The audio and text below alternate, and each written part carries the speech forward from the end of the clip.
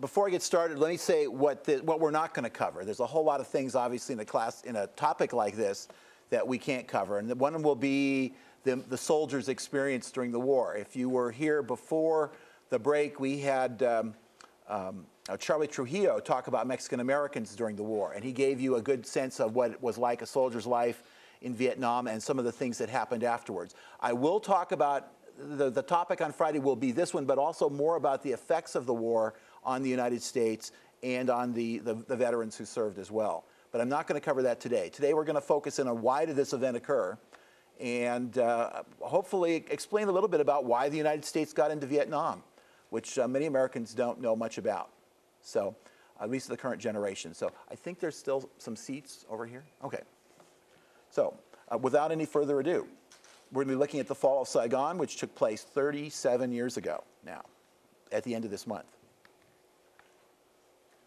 April 30th, 1975. And you're seeing here the communist North Vietnamese soldiers called the North Vietnamese Army, NVA, and the Viet Cong, which were the South Vietnamese communist fighters that fought against the South Vietnamese Army. On that day, they captured Saigon, the capital of the South Vietnam, which is today, the city is called Ho Chi Minh City today, and it's part of a united Republic of Vietnam, or Socialist Republic of Vietnam. So on that day, South Vietnam disappeared. On that day, we had a frenzied airlift of Americans and some South Vietnamese who supported us and were part of the South Vietnamese government. And it was also a day in which American foreign policy for well over 25 years collapsed. And we've never quite been the same since then. Why the Vietnam War, and why should we remember this? I mean, obviously those who lived through it and those of us who have experiences of relatives or family members or friends, certainly this is not an argument. But first of all, it was a war in which politics played a major part in why the decisions we made and the positions we took and the choices that we made. It was also our longest war. If you think the Iraq and Afghanistan wars are long, no, they're not quite as long as this one. It was the most unpopular war in the 20th century, and I don't mean just in the United States, throughout the world. It was easy to point to the United States and be against this war. It resulted in approximately 52,272 American deaths. The numbers are still not quite clear because we haven't got a full accounting of all missing in action soldiers as well. It was our first television war in the sense that this was not a war that you watched on movie screens like they did in World War II, where they put newsreels up and they would edit them to make them so they wouldn't look too scary for the American audiences. This was one in which it came to us unedited directly every night right in front of you in your own home. And this was shocking for Americans, and it would impact the way the war is seen in the United States. It's, of course, our only military defeat. In other wars, we've not won, but we haven't lost. We're sort of more like draws. In this case, although the United States was never militarily defeated in any particular battle, we lost the war because our goals, which was to preserve South Vietnam, did not succeed. So besides this, it was a highly charged political defeat for the United States around the world. America as the goal, America as the country that everybody should look up to, took a big hit. One that we've never completely recovered from, actually. Disagreement about the war split our country, and it still continues to divide us today about the meaning of the war, about what the war was. Was it a noble cause? Was it in the cause of freedom? Did we end it because of a bunch of hippies and protesters? Were we betrayed? Did we betray someone else? You just simply have to go on the internet, and you can find all kinds of information about this, all kinds of opinions, too. It's a war that we remember primarily because 58,000 Americans died. We have the wall in Washington, D.C. When the wall was proposed as a monument, many people were upset about it because it didn't glorify war. It didn't glorify the bravery that people did. It looked like a big tombstone because it rises out of the ground. But it's also a very emotional place. The times that I've been there, about 10 different times, I can't walk through without tearing up because of the people that I knew that died in that war. I was just young enough to avoid the draft. It ended the year I was eligible. And although I had a high draft number, I would have escaped going to war anyway. But that doesn't mean that you don't respect what happened to the people that were there. We also don't think about what happened to the people that died on the other side, or even on our side. And this famous picture here, which shows a young lady who, by the way, lives in Canada today and works for the United Nations, she had just been napalmed. Her entire family, several of her siblings died, and she's screaming, it burns, and her skin, and she no longer has sweat glands or oil glands on her body because of the burning of the napalm. A horrible thing. And by the way, the napalm was dropped by South Vietnamese Air Force. It wasn't us, but that was a symbol of the war. The person being shot, literally, on the lower left there, was being shot by a general who he had ordered this Viet Cong, which was a communist South Vietnamese guerrilla fighter, ordered him to be executed by a commander. A commander refused to do it, so he stepped up and shot him himself. This was during the Tet Offensive in January 1968, which we'll come to in just a minute. So these are images. The wall, of course, the way we remember it, it's the Vietnam Veterans Memorial. It's not a war memorial, it's a Veterans Memorial. Of course, the over 2 million or more, some people say up to 5 million Vietnamese who died in this war. And maybe they are the unworthy dead, at least we don't tend to remember them. We tend to remember the Americans. Nobody has a wall with their names on it. And then, of course, the scenes like this, which there's one of our allies, in fact, shooting a captured enemy soldier. It's a war that Americans got involved in, not understanding this part of the world, not understanding the conflict that was going on. And we certainly never expected the outcome. We believed that we were doing a noble cause. And the soldiers who fought in this war fought for many reasons. Many of them believed that they were fighting for their country, fighting for freedom. They were, like Charlie Trujillo said, many people just signed up because it was the macho thing to do. Many people in Porterville, if you don't know, in the Vietnam War had the highest percentage of casualties of any, not that we were bad soldiers, but the highest percentage of casualties of any city in the United States on a per capita basis. 40 Portervillians lost their life, which is why we have our own Vietnam Memorial, and Memorial Auditorium lists their names, if you haven't seen that, over by Porterville High. So they certainly paid the ultimate price for this policy.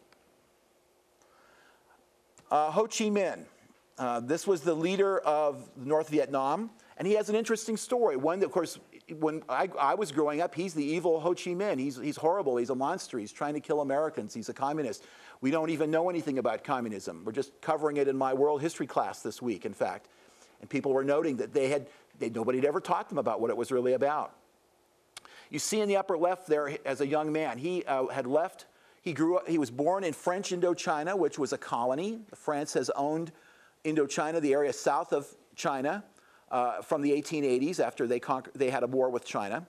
And he had grown up there. He'd come to the United States. He'd lived in San Francisco, I think Detroit, and New York. And he got to know Americans. He worked apparently at a hotel. He was like a bellboy. He became interested in President Wilson during World War I, who in his 14 points, his proposal to end World War I said, all peoples should have their own nation. They should have their own country. He tried to write to President Wilson to interest him in the Vietnamese peoples who were then under French colonial control. But Wilson wouldn't meet with him. Wilson had nothing to do with him, not realizing, of course, what an important person he would become later on. He then even went to France, and was there during the Versailles Peace Conference in 1919. And again, tried to get the peace conference to recognize the legitimate rights of the Vietnamese people. Nobody paid any attention to him. This was at the same conference, by the way, where the Japanese delegates simply asked for a statement of racial equality, and both the United States and Britain vetoed the idea. Racial equality, what a strange idea. That was the world in 1919. And so he then, while he was there, this is 1919, since the Western Allies, which are creating the League of Nations and ending World War I, are not interested in the Vietnamese people. The Russian Revolution, which had just taken place, was talking about we are anti-colonial, we're for liberation of peoples, and so he went to Moscow, and there he got an education in the beginnings of communism, and you see him in that upper left-hand corner at was one of the founding members of the French Communist Party, actually. Living in France, speaking English, and so on. He then would go to move back to French Indochina, and in 1941 he starts an insurrection against the French government, which at this point, remember, France in 1940, surrenders to the Nazis, and it's a pro-Nazi government, the Vichy French government, that's running Vietnam. And Japanese troops are occupying Vietnam at this point, French Indochina. And he's actually, Ho Chi Minh is actually an ally of the United States. We're supporting his movement against the French and against the Japanese, as we also supported the Chinese communists during World War II. And so during the war, he's our ally. In 1945, at the end of the war, when the Japanese are defeated, he declares independence for Vietnam from the French using the U.S. Declaration of Independence as his model. You know, we have a moment here in history where we could have said, yes, great idea. Roosevelt had said during the war that he was against colonialism and that we should free people, but the United States, at this moment in time, again, loses this same opportunity like we did in 1919 to stand up with a country that had been oppressed. Why? Because the French were our allies. And although the Japanese had shown that Asian peoples could defeat Europeans, very quickly the French wanted to reinstate, come back into power. Actually, the British occupied Asia, or Indochina first, then handed over to the French, and then what's called the First Indochina War takes place. As you can see here from the book on the military uniforms book, 1946 to 1954. And this war is Ho Chi Minh and the communist Vietnamese against the French. You would say, well, the French are going to lose, by the way. But the United States supported the French because they were not communist. This was the Cold War going on, and anything that was communist was evil and terrible and awful. And so we poured in $2 billion. That's when $1 billion really meant $1 billion. They would be a lot more than the dollars we have today. But we poured $2 billion and military supplies and equipment and tanks and planes and jets supporting the French against the Viet Minh, as they were called, which was the organization that was fighting against the French. In 1954, the French decided that they would lure the Viet Minh into a battle. The French, of course, had all this World War II equipment, and they were looking for a big World War type battle. And the Viet Minh were fighting a lot of guerrilla tactics: strike, go back into the jungle; strike, go back into the jungle. Said, we'll lure them into a spot by putting all of our troops in one place, a town called Dien Bien Phu, near the town of Hanoi. And what happened? And a reporter asked one of the French generals, well, what happens if they have artillery and you're stuck in this valley? Where he said, they don't have any artillery. Well, guess what? They had artillery. And the French were defeated. And they decided to pull out in 1954. And that's actually the victory of Dien Bien Phu being shown by the Viet Minh forces on the lower right there.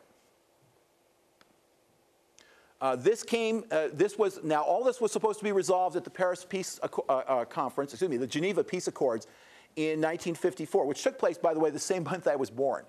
So I wasn't there, but maybe I was spiritually or something, I don't know. But the French wanted to pull out. The Viet Minh wanted to be recognized. The Russians and the Chinese showed up because they wanted to also resolve problems about the Korean War, which had ended just a year or two before. Also, this was going to solve all the problems in Asia. The United States was there, and very famously, the American Secretary of State, John Foster Dulles, when he arrived, here was the Chinese premier, Zhou Enlai over here, who had been our enemy in the Korean War. He walked up to the American and offered to shake his hand, and the American pulled his hand away. I'm not going to shake hands with a damn communist, he would later say. And so here this was a chance for a diplomatic breakthrough. But again, the United States, third time, not interested. The Laos, Cambodia, and of course Vietnam were all declared independent. During the struggle against the Viet Minh, the French had allowed South Vietnam to be created as an enclave for Catholic Vietnamese. The French, bringing Catholicism to Vietnam, had created a state that was basically a puppet state of theirs called South Vietnam that was Catholic, pro-Western, and they put the Bao Dai, who was the former emperor of Vietnam, to be the ruler of that state. So the Vietnam was declared. The conference all agreed. In fact, the Chinese premier told the Viet Minh, you will accept a division, a temporary division of Vietnam for just 2 years until we can have a national election that will unify the country. Everybody there agreed, except the U.S. Exactly. The United States was totally opposed to this because they said any kind of agreement with the communists was a defeat for the United States. They were so tied up in the Cold War that they opposed this, and they encouraged the South Vietnamese government to prevent the elections from taking place. And so out of the United States, rejection of the, here's all the major powers, all the Asian powers are there to resolve this. The United States says, no, we're not going to allow this to happen. And the South Vietnamese authorities they were not a popular government. Nobody had elected them. Bao Dai would be overthrown by a general whose name was Diem, and he basically became the president of South Vietnam. And that shows Diem there meeting with President Eisenhower and John Foster Dulles to our right of Eisenhower there, standing sort of alongside of him, both a bunch of white-haired guys, which are hard to see. We tell the South Vietnamese, no, you're going to be our symbol of opposition to communism. And we were kind of feeling our oats. This is 1954 that we're doing this. In 52 and 53, we've overthrown the government of Iran because there were communists there. There weren't any communists. And we overthrew the government of Guatemala because they threatened the banana company, the United Fruit Company, which is an American business. So the CIA had just gotten into, we're overthrowing countries and we're trying to get our own way. And so we're feeling that if we just prop up South Vietnam, we can defeat the communists. And of course, our aid is mainly militarily, and so we pump lots of money, much more than $2 billion, and the first U.S. advisors arrive. And I think within a year or two, the first Americans will be killed in the war. So the advisors quickly go, well, this is the reason for Eisenhower's and the American intervention at this point, is a belief in what we call the domino theory. I grew up as if this was, and I was told in school that this was what was going to happen.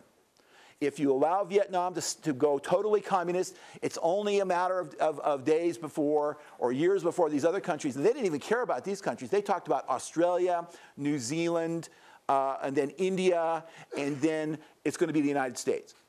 We've got to stop it before it comes here. Now, the United States was never, ever going to go communist during the Cold War. Americans aren't going to give up their private property. They're not going to give up their religious beliefs. They're not going to suddenly all hold hands and sing Kumbaya. So it wasn't going to happen, but the fear of it, and this is shown in this particular graphic, of course, is the reason why Eisenhower explained why he was in support of it. Now, John F. Kennedy. Gosh, if you've seen, what was it, the movie 13 Days or whatever, JFK, he's going to stop us from getting into Vietnam. No, he dramatically increased the numbers of advisors involved in the war, from about 6,000 to about 18,000 by 1963. The Kennedy administration also was unhappy with Diem. Diem was, he persecuted Buddhists, for instance. He did not allow opposing political parties initially. And it was a military dictatorship. His brother was very corrupt, and he had like gambling money and things going on the side. And so a group of South Vietnamese army officers asked the United States, would you mind if we overthrew him? And the United States said, nope, we don't mind. And essentially they overthrew him, and then he was, both Diem and his brother were captured and assassinated. You see Diem's body down there. He was executed 3 weeks before, he was assassinated 3 weeks before Kennedy was assassinated in November 1963. The two are not related. But we are basically authorizing, should we have known that he was going to be assassinated? We don't know for sure whether we did or not, but we certainly should have thought about it. And so in essence then, we're allowing, we say a democratic government, but it was really a military dictatorship for the most part. But it was anti-communist, so they were our guys. Buddhist protests. This was a very famous photograph also. I saw this on television. And this was, again, brought into our screens, where there were a number of Buddhists who burned themselves alive so that to protest this government. And by the way, the Buddhists are doing this today now in Tibet. They're trying to get the attention. Of course, the Chinese government is not allowing this to be televised outside of China, because obviously they know what happened when this was televised, and it discredited the government of South Vietnam.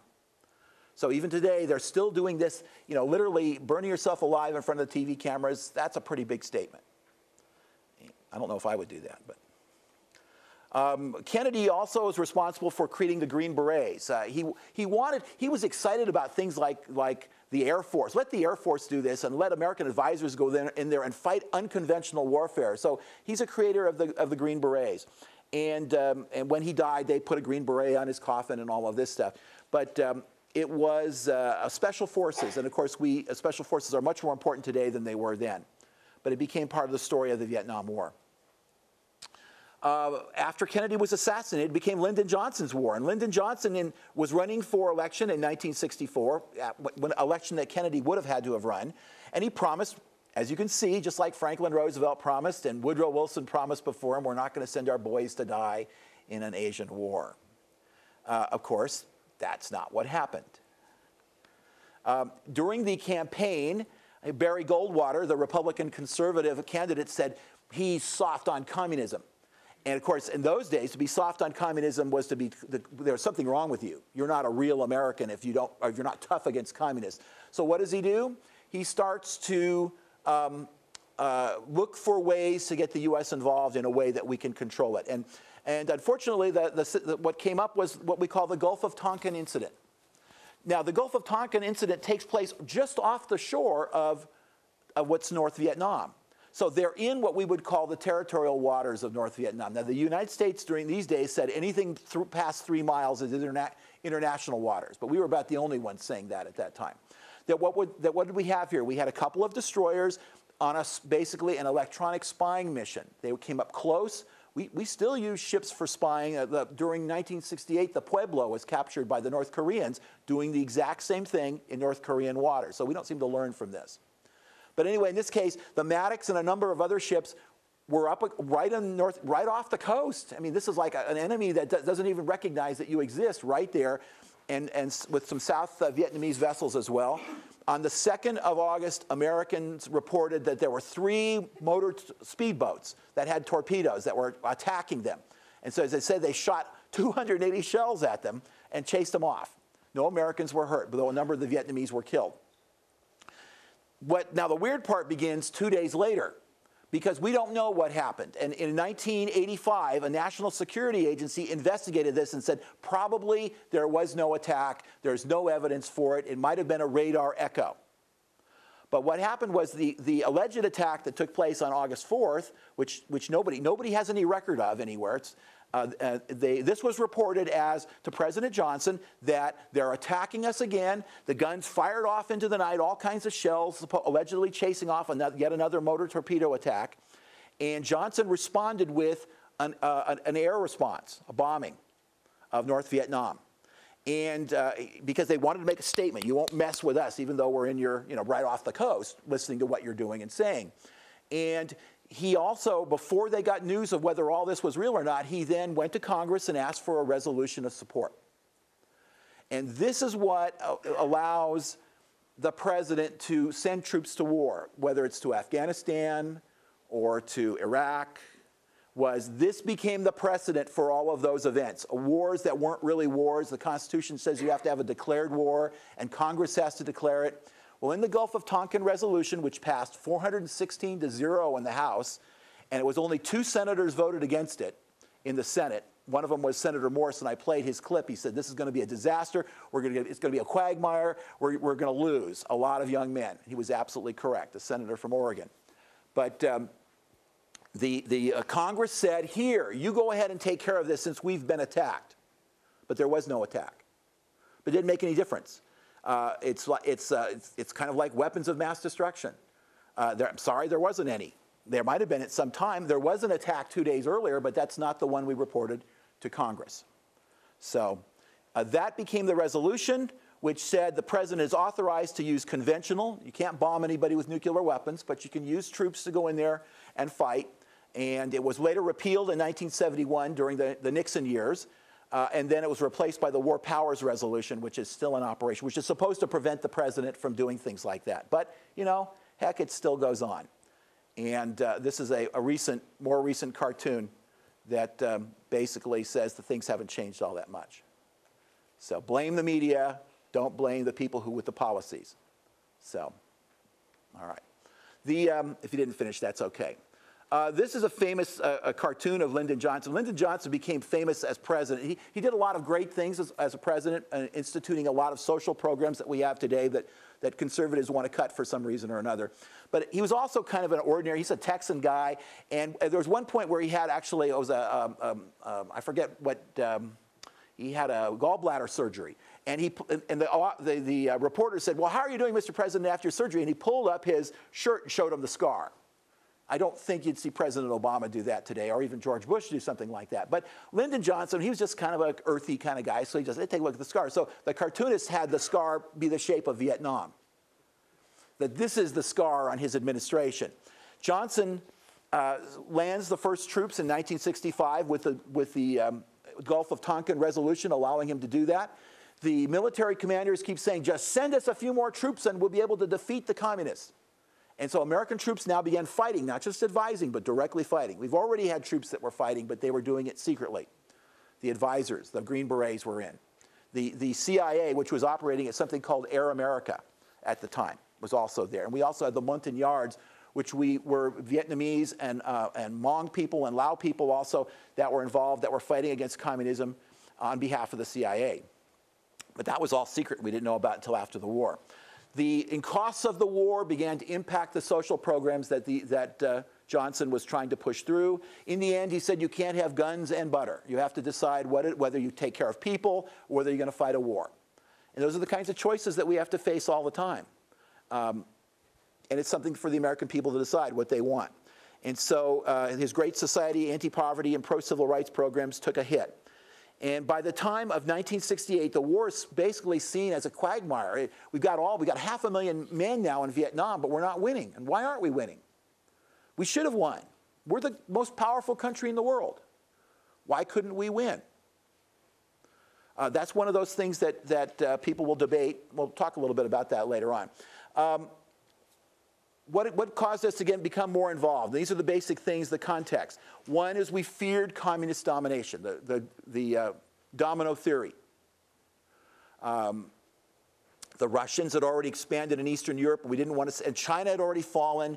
We don't want that to happen. We also believed that communism was monolithic. It was a single organization. That there was one, that Moscow, Russia, was pulling all the strings on everybody, and that the war in Vietnam is really not about Vietnam, it's really about Moscow and the confrontation with the United States. And so all communists are just robots, they're not people like us. Even General Westmoreland, the leader of the American forces there, said Asians don't think about death like we do, because they were willing to do suicide attacks. See, we're not like them. When you start to do that, then you can dehumanize the enemy once you start saying they're not like us. We were overconfident. After all, the United States was the richest, most powerful country. There was, when the war began, we produced most of the world's oil. We had an expanding economy. We were providing all kinds of wonderful services for our citizens. We were finally solving the civil rights problems and so on. Why couldn't we? We can solve anything. And we could not accept anything short of victory. This is a conflict with the communists. We can't come in second place. We have to come in first. So we can't even see them as a legitimate government. We didn't understand that this was a civil war between the Vietnamese in the north and the Vietnamese in the south. Now the war had changed. By this point, the North Vietnamese government is recognized by all the communist countries and most European countries as well. And the United States is trying to isolate them, and we are trying to get people to support South Vietnam. Not only were Americans fighting in Vietnam, but also Australians, I think some South Koreans as well, and a few other American allies came in as well that said, you must fight to stop the spread of communism. And the South Vietnamese had people in South Vietnam that were opposed to them, and they were called the Viet Cong. We saw them as puppets of North Vietnam. They actually operated separately, but it was kind of a front, kind of a fake. They actually were under the control of North Vietnam. So the Viet Cong were the South Vietnamese communists, and then the Viet Cong then the North Vietnamese were the two forces. We didn't understand that they had been fighting for their own country, long before the French were there. We just said, we'll come in, do it our way. This is how you get a democracy. Be like us. And it's naive. I mean, we were idealistic. And I don't disagree with President Reagan, who said in the 80s that Vietnam was a noble cause, because Americans were told we're fighting for democracy. Now, whether the government actually believed that or not, I don't know. But But for the American people and those who fought in the war, this is what people believed. And that's why people choose to do things or put themselves in danger or volunteer for military service, because they believe in the government and it's doing the right thing. So I'm not saying that was wrong. I'm not saying the government directly lied, but sometimes every war is about freedom. Well, maybe there is another reason as well. The South Vietnamese government was never popular. It was corrupt. Military had an inordinate role. That should tell us something. It was a military dictatorship in many ways. And again, we didn't understand the world context for this. What did the world see? We're preventing the Vietnamese from having their own country. We're propping up a government that's not popular. We're spending all this military materiel at a time in world history when colonies are ending in Africa and Asia. And countries like Algeria and all the African countries are becoming independent, and Europeans are giving up their colonies. So it looks like we're pro-colonial, we're imperialistic, we want to create some sort of empire. We would have totally argued against it, but that's how it appeared to outsiders, which is why many Europeans were opposed to us in this war. And there was the great demonstrations against the United States in the 1960s, and it would continue through the 70s and 80s because of this. We appeared to be on the wrong side in this war, even though Americans would have argued, no, we were fighting for freedom. Then the Tet Offensive occurred. Tet is the Vietnamese New Year, January 1968. The Viet Cong decided to make a statement that they weren't being defeated. It did look like they were being defeated. So when Tet came along, they attacked in 100 different locations in South Vietnam, including they took over the American embassy, which is where the CIA was headquartered. And they went through all the papers, and they threw them out the windows, and they actually lost in the battle to retake these places. They lost a lot of their people, and it was a military disaster for them, but it was a political victory in the sense that they showed that we weren't winning the war. How could this powerful country not win this war? How could these peasant people in black pajamas, which is what the Viet Cong often wore, and how could they defeat us? And they even got into the heart of the American empire, as it were, in Vietnam, the American embassy in Saigon. And what happened, the president was shocked, and Congress was shocked. I thought we were winning the war. Johnson was so shocked by this and by the appeal that an anti-war Democrat decided to run against him, Gene McCarthy, senator from Minnesota. And he was so shocked by that McCarthy scored so many points in the New Hampshire primary, the first primary in '68, election year, he dropped out, said, I'm not going to run. Because he realized the war was really unpopular, that Americans were not, that we weren't winning the war, he couldn't defend what we had done, and it was better to just let the country decide it for a new leader to carry on from this point. That didn't solve things, actually. It made things worse. Because what happened, then of course, we learned later what happened in 1968 at My Lai. Charlie Trujillo, when he was here before the break, commented on that. We heard in Afghanistan about that American soldier who shot and killed, 16 civilians.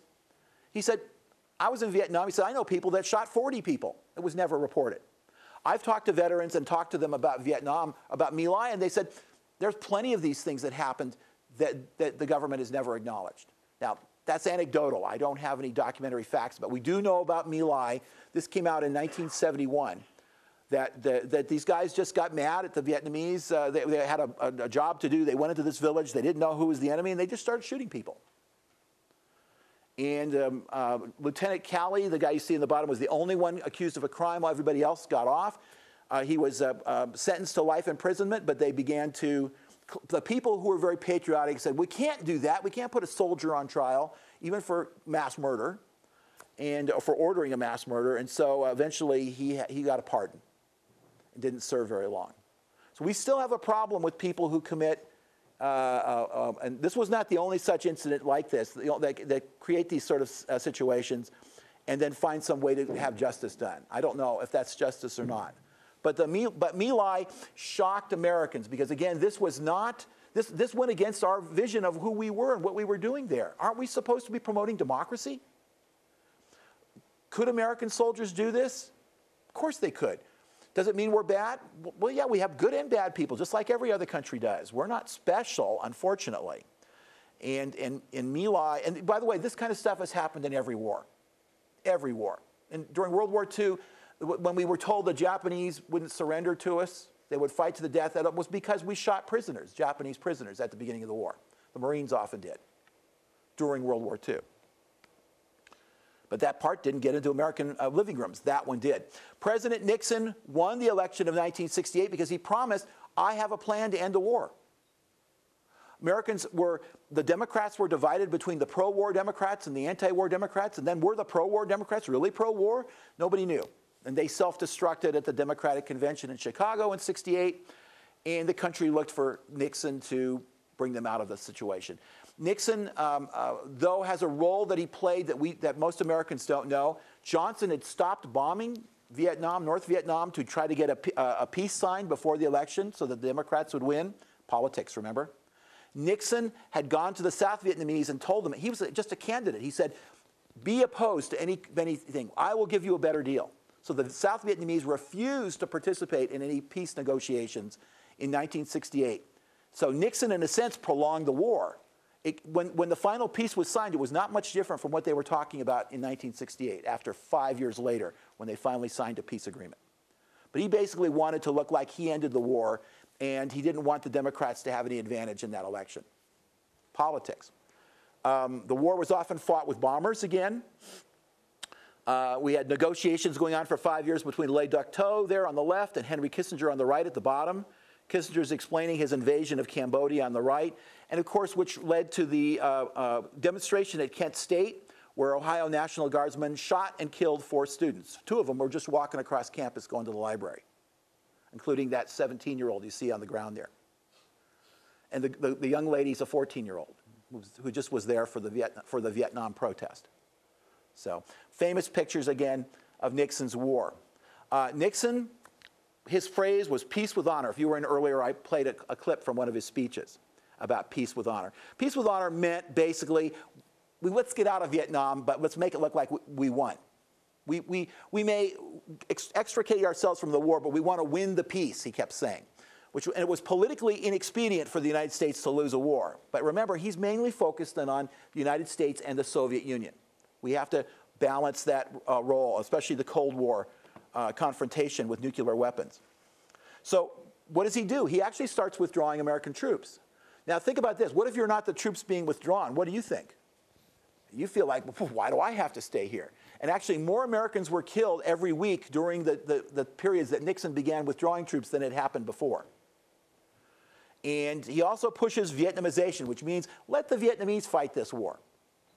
But that means they're fighting it with American weapons, American uniforms, American money, American ammunition, and American Air Force, too. This is when a lot of pilots were shot down, because Vietnam was getting support at this point from the countries, the communist countries that don't want to see the Vietnamese lose. They're giving them anti-aircraft batteries to shoot down the planes, SAM missiles and so on, to knock them out of the sky, which is how John McCain was knocked out during this time. But Vietnamization, this was a thing, it was a made-up word, of course, but it was a thing that appealed to Americans. Shouldn't they fight their own war? Why are we fighting their civil war? But again, if you're being drafted during this time, you're feeling like, oh my God, why should I go fight this war when other people are going home? That's not fair. So a lot of the morale of American soldiers suffered greatly during this time. One of the things that occurred was something fragging. That meant sometimes killing your officers. Because you didn't want to do the things that they did. I listened to an audio clip of a military unit that was ordered to do something. They said, no, we're not going to do it. They just refused to do that. That was part of an interview with Walter Cronkite that they had. Nixon correctly decided to put pressure on, since North Vietnam was not responding to the military attacks, put pressure on them other ways. And I think it was a smart move. He decided that since Communist China and Communist Russia, the Soviet Union, were backing them to a certain extent, not as much as we thought, but they were backing, let's pull them out and see if they can cut a deal. So Nixon, China, remember, had been ignored by the United States. It had no official relations with the United States. And so Nixon said, I'll go to China in 1971. And so one day we turned on our television and there was Richard Nixon. Now, if you've seen Forrest Gump, you know about the ping pong team that went there first. And now Forrest was not on that team. But those things were like incredible. We had never really seen China. China was a scary country. We were all told that they were a bunch of crazy people waving little red books, the Cultural Revolution. If you're interested in that, Dr. Keel covers that in his classes. We often have speakers on that too, very interesting speakers. I actually have one of those little red books. But he went to North Vietnam. He went to China to put pressure on North Vietnam, and then he later signed an arms limitation agreement with the Soviet Union, and he went to the Soviet Union. And those things did put pressure on North Vietnam. He also began to bomb the North dramatically. More bombs were dropped in Vietnam than all of World War II. That's a lot of bombs. Hoping that we could just knock them out and make them want to cease fighting, but they just went underground and dug tunnels. And you can, if you go to Hanoi today, I guess one of the top tourist attractions is to see the tunnels where the government was. Go figure. Okay. They also decided to invade nearby Cambodia because the North Vietnamese were using Cambodia and Laos as they sent supplies to the south through these two neighboring countries, which we call the Ho Chi Minh Trail. For most of the war, the Ho Chi Minh Trail looks like a dirty, muddy track through the jungle. At the end of the war, the communists built it into a regular highway. But it was terribly important for them. And so Nixon decided to let's cut off the supplies and let's invade Cambodia, let's bomb the North, and maybe they'll come and finally agree with what we want, which is we wanted them to stop fighting and we wanted them to agree to deal with South Vietnam in some way, maybe create a coalition government. Then we could say, look, we stopped the war and we still have democracy. But that was very difficult at this point because many Americans didn't want any kind of a we have to win. It's the American way. We don't want to lose or come in second or anything like that. He ended college deferments. You know what a deferment was? If you went to college, you didn't have to be drafted. So so before this, who went and fought? Poor people. Poor people who didn't have a college education went off and they did the fighting. And white, black, Mexican, American, whatever. They were the ones who went. If you were generally white and generally college age, you could get a deferment and you wouldn't have to go at all. Just keep staying in school. Bill Clinton got a deferment and went off to, because he got a Fulbright scholarship, went off to Great Britain and never finished his Fulbright, but he never served. Or you could do what George Bush did, have your daddy put you into the Texas Air National Guard and then never serve in the Air National Guard. We had two presidents of my age who basically avoided the draft. And why shouldn't they? It was stupid to go off into the draft at that point. I never had to face that, although I remember having times in high school talking about what would you do. The draft actually made it more fair for all Americans to serve. And I think it was a good idea because then it made people think about the war. It wasn't just poor people that were dying. It would be anybody would die. The war at home, I'm not going to go into this in great detail today. We all know about the protests. There was moratoriums. There were teach-ins. They even tried to levitate the Pentagon at one point by thinking about peace really hard. This is the 60s and 70s. The famous poster, "War is not healthy for children and other living things." The truth was most Americans supported the war. The war was popular in the sense that Americans believed in American values, and that's what we were told the war's about. Even though those who are watching on television, well, it's the media. They're trying to distort us. They're opinion makers. The vice president was saying they're a bunch of effete intellectuals, snobs who are trying to tell us what to believe. Let's blame this on them. It can't be as bad as the people say it is. But for everyday Americans out there in the real world, they believed in their president. They believed in America's mission to save the world. We still do to a certain extent. We're not totally cynical. It's American. It's who we are. And so, of course, that led to a cultural divide. Those who were for the war were called hawks. Those who were opposed were called doves. Those simplistic terms, of course. Nixon was very able to effectively bring working class people who worked hard, worked with their hands, didn't go to college to support the war. He also got people like Southern whites who were opposed to the civil rights programs of the Democrats to also support the war. Again, be patriotic, but don't do anything about civil rights. And so you can see we have both sides represented here. Jane Fonda, a famous movie actress down there in the lower left, once married to Ted Turner, a strange conservative guy. Later on, she actually went to Hanoi and made various speeches there. She was known as Hanoi Jane, and the right-wing people still hate her guts to this very day, although she made a lot of money with exercise tapes in the 80s, I think it was. So those of us that are old enough to remember. The peace accords, 5 years went on and off. They argued about the size of the table, who's going to be there or not. Henry Kissinger on the right there said when the late October came in, he gave the same speech every day. You know, you are imperialists trying to destroy us. And he's like, it was all for the cameras. He said when the cameras went on, then they were like, hey, let's have a cup of tea together. You know, and so they were posturing for the world public and for politics. But they finally came to an agreement. Nixon in 1973, the U.S. agreed to withdraw all of its forces. All U.S. POWs, which were being prisoners of war, which were being used as hostages basically for the U.S. to come to an agreement, were to be released. The North Vietnamese Army and the Viet Cong get to stay where they are in South Vietnam. They don't have to go back home. South Vietnam, unfortunately, was cut out of this and didn't really have a say.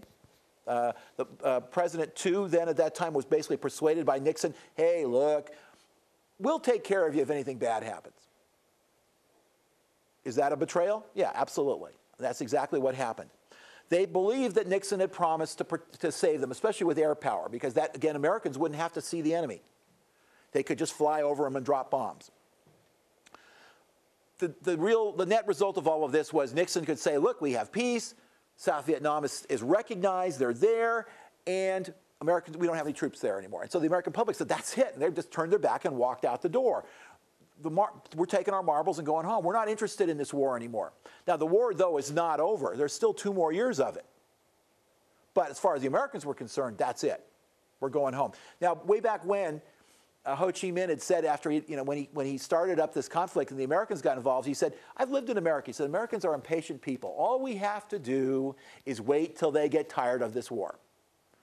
And I guess he was right. We didn't win. We really didn't lose any battles. We just never won what we wanted. The Nixon administration basically said, we're going to wait, and the term is a decent interval before we let Vietnam slide away. In other words, so we can't be blamed for it. And that was the term they used, decent interval. The U.S. military leaders see that they really can't operate without U.S. support. Despite all of the training, the Vietnam Special Forces, their Marines, the latest helicopters, the latest jets, the latest tanks, they really couldn't do it without our air power. Nixon was reelected in 72, but the Watergate affair, which I talked about last semester, weakened him tremendously, and he spent all of 73 worrying about whether he was going to go to, be impeached and go to jail. And eventually he did resign in 1974. So whatever promises he made are gone with the wind. He's not in a position to tell Congress we need to do this, because Congress and the president are in confrontation during 73 and 74. The new president, Gerald Ford, former congressman, comes in, wants everybody to be happy. He doesn't want to stir up any trouble either. Then we had in October 73 the Yom Kippur War, a Middle Eastern war in which Israel was attacked. The United States went and threatened anybody who threatened Israel, and guess what? The Arab oil states, which were now selling us oil, said, we're going to stop sending oil to you. We had our first oil boycott. Americans had to pay, I think it was like $1.50 or something like that for gas in those days. I remember when it was only 25 cents. 25 cents. My lifetime, not that long ago. But it shocked people. We had long lines. You'd line up for hours to get gasoline. The economy tanked to a certain extent. We had a horrible economic crisis. Americans were mad. How could they do that to us? Don't we have more oil than anybody else does? Not anymore. It's now coming from places like Saudi Arabia and Iran and stuff like that. Congress decided to investigate Vietnam, sent senators over and congressmen over. They looked around and said, whoa, we don't want to get involved in this. And so they cut the military aid request down to only $700 million, but that's practically nothing for military, even by the dollars of 1973, 74. So South Vietnam was being cut off, and they didn't realize it. That's the part that was unfair about all of this. Nobody was straight with them. They may not have been very democratic, but we left them hanging.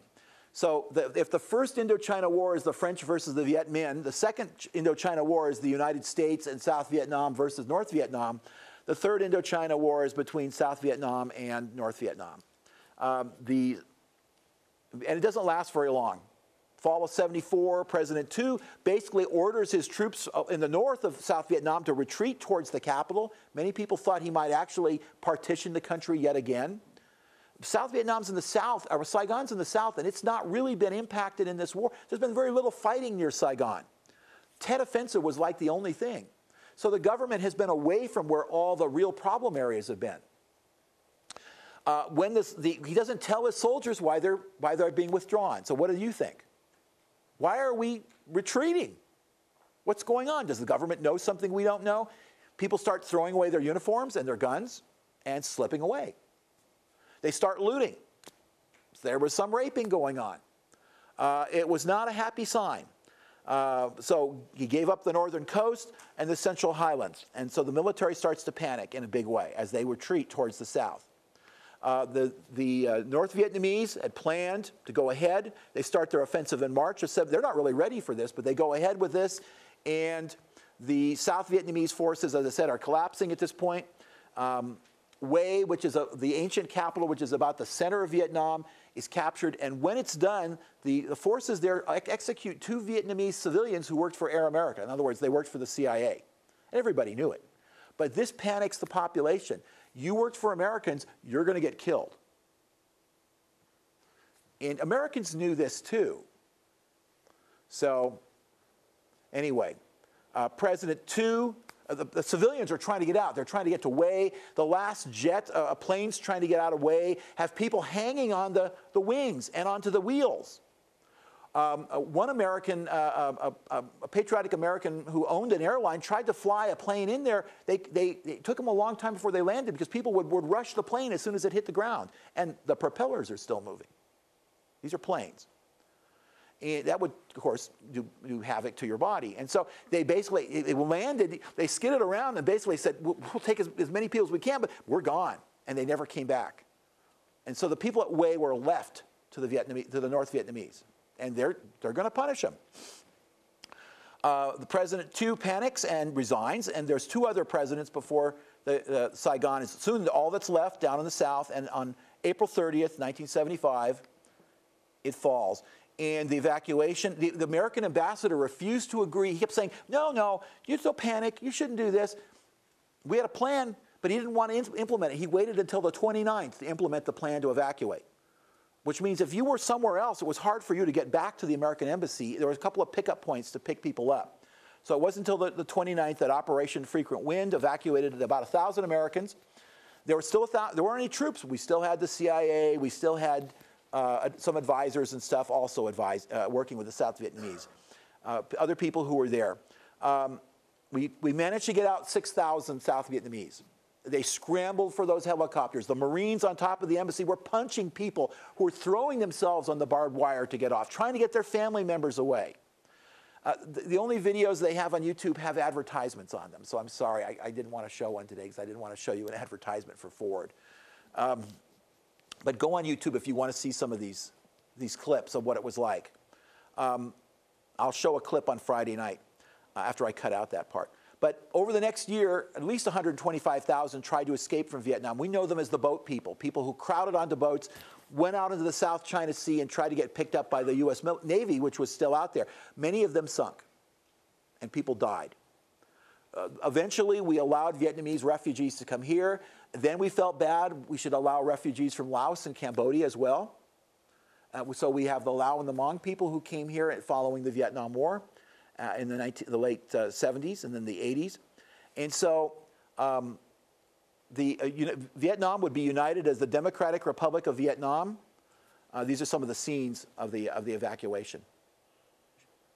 There's a Marine site of the Marines who were there. They have a special association they want to remember of how they fought to protect and get people. Too many people on the helicopters, you can't take off. Very dangerous. And so I encourage you to take a look at that. The war in American culture, we don't have time to get into this, of course. Since both pro-war people and anti-war people weren't particularly happy with the war, pro-war people said, well, why did you lose the war? There must be something wrong with the veterans. And I've had veterans tell me that the VFW and the American Legion were not welcoming to Vietnam vets initially. They are today, but they weren't then. So they had to form their own organizations like Disabled Veterans of America and the Vietnam Veterans of America. And then the media played them up as all crazy people. And you know, it's not funny. When I first was teaching here at the college back in the late or the early 90s, I had a very disturbed Vietnam vet, ex-vet in my classroom. And I was trying to explain to the class how people treated some of the vets by calling them baby killers and spitting on them and so on, which happened to many vets, but not all, but it happened to many. And you know, you lost the war, what's wrong with you? And you created an atrocity when maybe a small percentage of people did that. And he thought I was telling the class that they were baby killers. He didn't hear my explanation. He heard what he was emotionally charged to hear. He got so upset he wrote the head of the Veterans Administration here on the West Coast, and they wrote a nasty letter to the college saying, how can you have a teacher who calls Vietnam vets baby killers? I was shocked. I didn't say that. But this tells you that there's wounds that take a long time, and sometimes they never heal. A friend of mine died this year who was a vet, and he had to go to counseling every week. We haven't yet seen a lot of the vets back from the two wars that we're involved in. We need to take care of those people because whether they were fighting for freedom or not, they were there at the behest of the United States government. So keep that in mind. We have one wall to remember. I'll cover more of the stuff next time, but we remember the war now because of the men and women who served. And I want you to think about that. Before we go, does anybody have any questions? Yes? I appreciate your input on it. I was there in 54, 55, and 56. You could probably do a whole semester on any one slide that you have pulled up there. I know. There's a lot more to this. But one thing two things I'd like to point out, if I may. Sure. There's not too many military guys that spent any time in Vietnam that were there to save freedom. Just about everybody that I've served with or I've talked to was there because they were helping the buddy next to them. Exactly. That was their primary concern. They were following orders. There was a lot of people that were over there that had college because they were the officers that ran everything. They didn't have any choice but to go over there. Whenever you're sitting and looking at past wars, remember this. Abraham Lincoln, a young 17-year-old boy, was brought to him because he had fallen asleep on duty. Abraham Lincoln had that young man shot. When you're judging a war setting in a classroom, make sure your eyes are completely open. Exactly. It's completely different than anything that you ever come across. That's why I said there was a lot that I'm not going to cover today. So you're absolutely right. There will be classes. There are still plenty of veterans around to talk to about this as well. So I encourage you, if we're going to avoid making decisions or we want to make the right decisions, we should talk to people who fought in the military, fought for their country. So anyway, yes. I was on the Cambodia patient. Wow. I'm not crazy. I know, absolutely. Thank you.